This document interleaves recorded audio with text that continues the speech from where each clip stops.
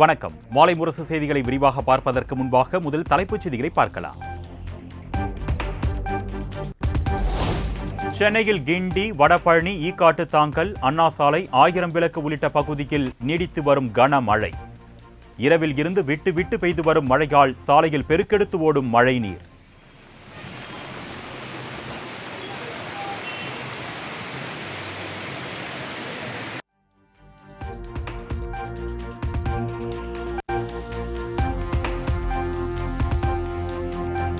சங்கராபுரம், திட்டக்குடி, திருவண்ணாமலை ஆகிய பகுதிகளில் இரவில் வெளுத்து வாங்கிய மழை.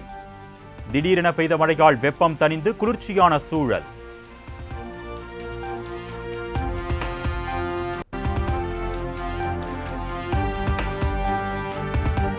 மேட்டுப்பாளையம் மற்றும் அதன் சுற்றுவட்டார பகுதிகளில் கொட்டி தீர்த்த கனமழை. சாலைகளில் பெருக்கெடுத்து ஓடிய மழைநீரால் ஊர்ந்து சென்ற வாகனங்கள்.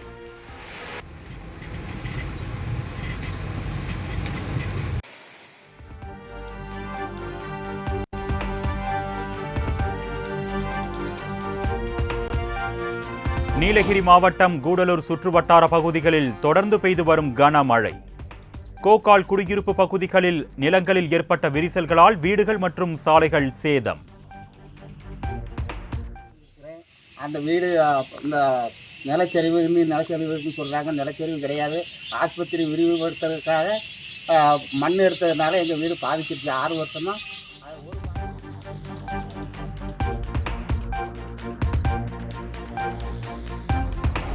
கோவை, நீலகிரி, கடலூர், புதுக்கோட்டை ஆகிய மாவட்டங்களில் இன்று கனமழைக்கு வாய்ப்பு.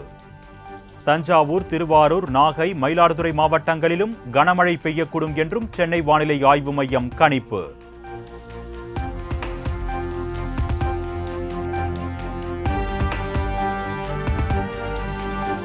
அடுத்த 5 நாட்களுக்கு தமிழ்நாடு மற்றும் புதுச்சேரியில் மிதமான மழைக்கு வாய்ப்பு. சென்னை வானிலை ஆய்வு மையம் தகவல்.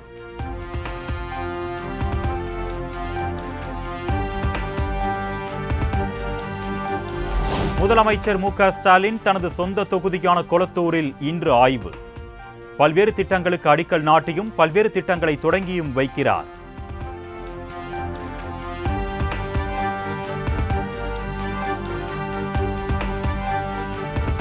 முன்னாள் முதலமைச்சர் கருணாநிதியின் நினைவு நாள் அமைதி பேரணியில் அணி திரள்வோம்.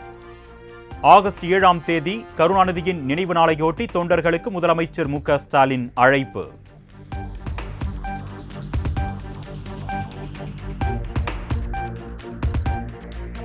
இன்று நெல்லை மாநகராட்சி மேயர் பதவிக்கான மறைமுக தேர்தல். திமுக சார்பில் கிட்டு என்கின்ற ராமகிருஷ்ணன் போட்டியிடுகிறார்.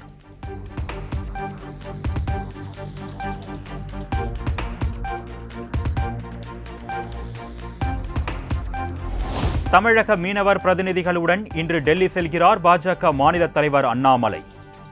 தமிழக மீனவர்கள் மீதான இலங்கை கடற்படையினர் தாக்குதலுக்கு தீர்வு காண மத்திய வெளியுறவுத்துறை அமைச்சரை சந்தித்து மனு அளிக்க இருப்பதாக தகவல்.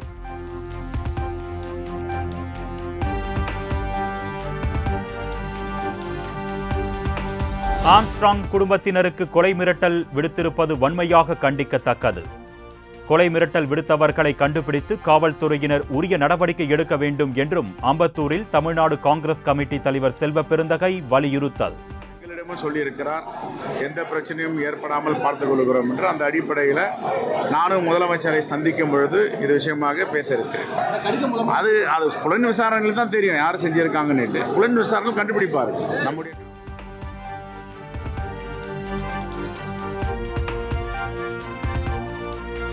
மின் கட்டண உயர்வை கண்டித்து சென்னையில் நடைபெற்ற ஆர்ப்பாட்டத்தில் கெட்ட வார்த்தை பேசிய சீமான்.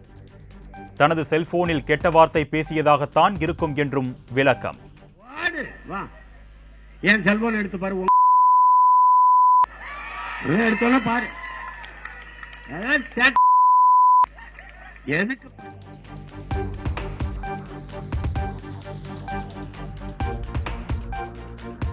சென்னையில் மின் கட்டண உயர்வை கண்டித்து ஆர்ப்பாட்டம் நடத்திய சீமான் உள்ளிட்ட 300 பேர் மீது வழக்கு பதிவு. அனுமதியின்றி ஆர்ப்பாட்டம் நடத்தியதால் நுங்கம்பாக்கம் போலீசார் நடவடிக்கை.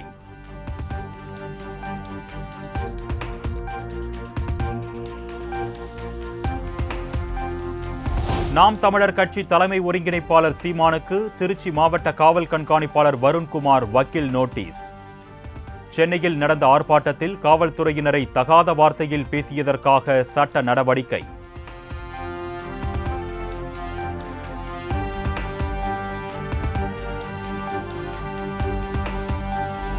திராவிட இயக்கத்தின் 5வது தலைமுறை தலைவராக உதயநிதி ஸ்டாலினை நாங்கள் அங்கீகரிக்கிறோம்.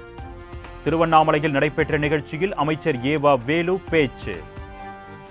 அண்ணன் தளபதியார் அவர்கள் இந்த இளைஞர்களின் 50 ஆண்டு காலத்துக்கு இழுத்து போவதற்காக, தமிழருக்கு உழைப்பதற்காக 5வது தலைமுறையாக தம்பி உதயநிதியை நாங்கள் அங்கீகரிக்கிறோம் என்று நான் பேசியிருக்கிறேன்.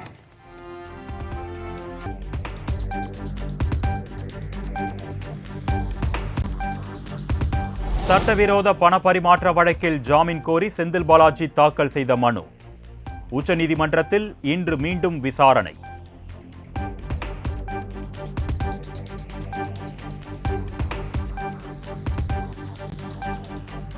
அதிமுக முன்னாள் அமைச்சர் சி.வி. சண்முகம் மீதான அவதூறு வழக்கு விழுப்புரம் முதன்மை மாவட்ட நீதிமன்றத்தில் இன்று மீண்டும் விசாரணை.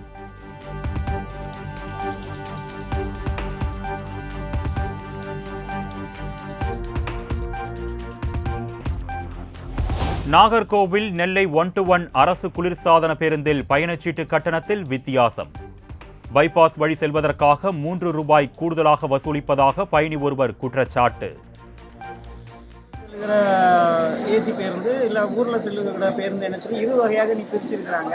ஆனால் பைபாஸில் போகிற பஸ்ஸுன்னு சொல்லி வரும்பொழுது 85 ரூபாய் டிக்கெட்டும், சாதாரண ஊருக்குள்ளாக போகிற பஸ்ஸுக்கு வந்து 82 ரூபாய் நிர்ணயம் பண்ணியிருக்கிறாங்க. இது வந்து அரசாங்கம் பண்ண நிர்ணயம் என்பது இன்னைக்கு மக்களுக்கு தெரியப்படுத்தப்படாத ஒரு காரியமாக இன்னைக்கு இருக்கு.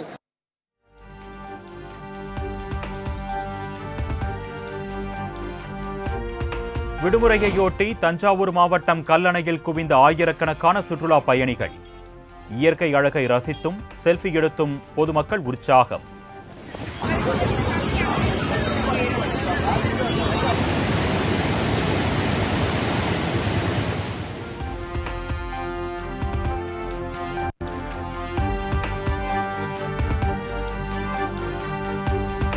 உலக புகழ்பெற்ற தூத்துக்குடி பனிமயமாதா பேராலய திருவிழாவை முன்னிட்டு விமர்சையாக நடைபெற்ற சப்பர பவனி. மின் விளக்குகளால் அலங்கரிக்கப்பட்ட சப்பரத்தில் எழுந்தருளி பவனி வந்து காட்சியளித்த மாதா. போகும்போது தயவுசெய்து உங்களுடைய செல்போன், மணி கேட்டு, கழுத்துல போடுற தங்க செயின், குழந்தைகளுக்கு போடுற தங்க ஆபரண பொருட்கள் கவனமாக்கணும்.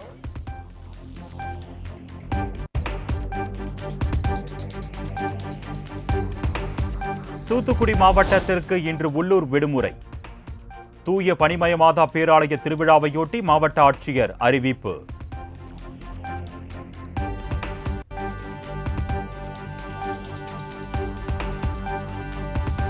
தேன்கனிக்கோட்டை அருகே பட்டாளம்மன் தேவி கோவில் திருவிழா. உடலில் அலகு குத்தியும் அந்தரத்தில் தொங்கியும் நேர்த்திக்கடன் செலுத்திய பக்தர்கள்.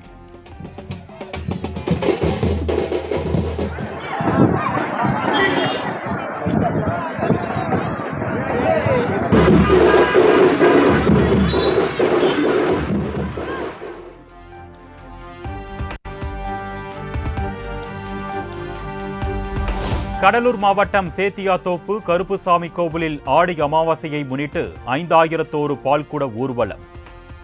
ஆயிரக்கணக்கான பக்தர்கள் பங்கேற்று சுவாமி தரிசனம்.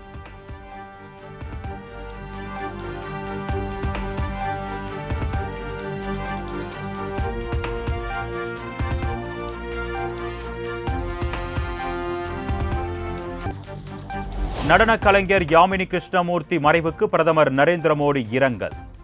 நமது பாரம்பரியத்தை வளப்படுத்த பெரிதும் உழைத்தவர் என்று புகழஞ்சலி.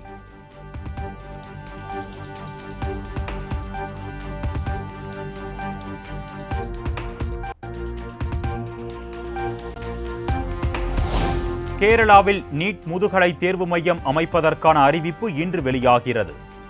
மத்திய அமைச்சர் ஜே.பி. நட்டா அறிவிப்பார் என்று எதிர்பார்ப்பு.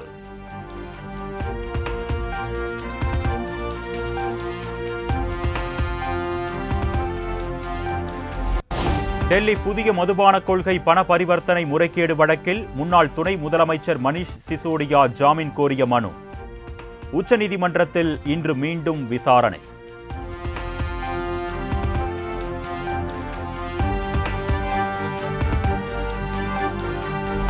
அமைச்சர்கள் குழுவின் ஆலோசனையின்றி டெல்லி மாநகராட்சியில் முதுநிலை பணியாளர்களை நியமனம் செய்த துணைநிலை ஆளுநரின் முடிவுக்கு எதிர்ப்பு. ஆம் ஆத்மி தலைமையிலான அரசு தொடர்ந்த வழக்கு உச்சநீதிமன்றத்தில் இன்று தீர்ப்பு.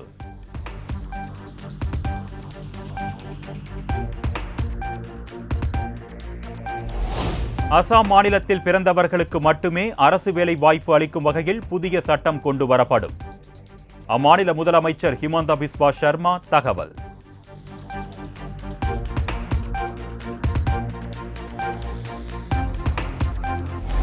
பாரிஸ் ஒலிம்பிக் டென்னிஸ் ஆடவர் ஒற்றையர் பிரிவில் ஜோகோவிச் முதல் தங்கம் வென்று சாதனை.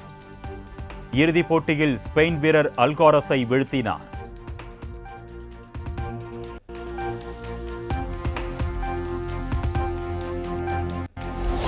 பாரிஸ் ஒலிம்பிக் 100 மீட்டர் ஓட்ட பந்தயத்தில் தங்கப்பதக்கம் வென்று அசத்திய அமெரிக்க வீரர் நோஹா லைலீஸ் 9.784 வினாடிகளில் இலக்கை அடைந்து முதலிடம் பிடித்து அபாரம்.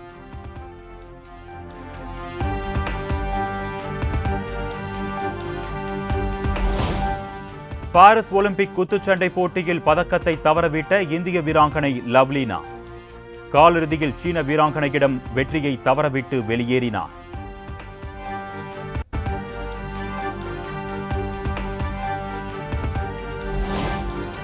எட்டாவது சீசன் TNPL T20 கிரிக்கெட் தொடரில் சாம்பியன் பட்டத்தை கைப்பற்றியது திண்டுக்கல் டிராகன்ஸ்.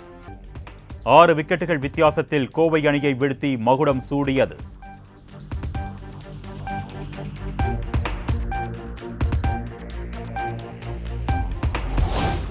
இந்தியாவுக்கு எதிரான 2வது ஒருநாள் கிரிக்கெட் போட்டியில் இலங்கை அணி அபார வெற்றி. 32 ரன்கள் வித்தியாசத்தில் இந்தியாவை வீழ்த்தி அசத்தல்.